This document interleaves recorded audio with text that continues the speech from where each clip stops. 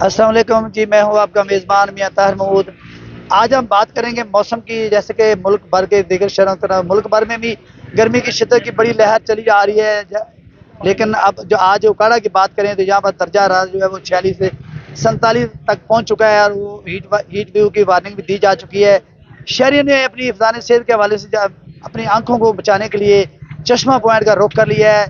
جہاں بھی ان کو چشمے کی ریڑیاں مل رہی ہیں، دکانیں مل رہی ہیں، وہاں وہ چشمے خرید کر اپنی آنکھوں کو لگا رہے ہیں۔ کوئی بلیک کلر کا لے رہا ہے، کوئی گرین لے رہا ہے، لیکن اگر میرا کیمرہ مین آپ کو دکھائے تو شہری اس وقت بھی سر کو ڈھانپنے کے لیے ٹوپیاں بھی خرید رہے ہیں۔ تو سر کو ڈھانپنے کے لیے، گرمی کی ہیٹ سے بچنے کے لیے ٹوپیاں بھی خریدنی بہت ضروری ہو چکی ہیں۔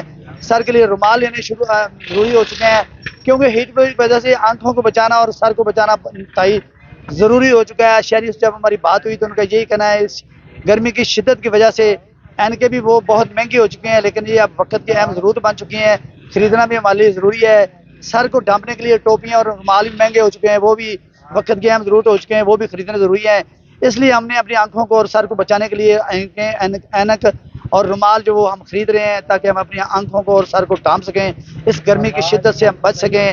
تو اگلی خبر تک کے لیے اپنے میزبان میاں طاہر محمود کو اجازت دیجیے۔ اللہ حافظ۔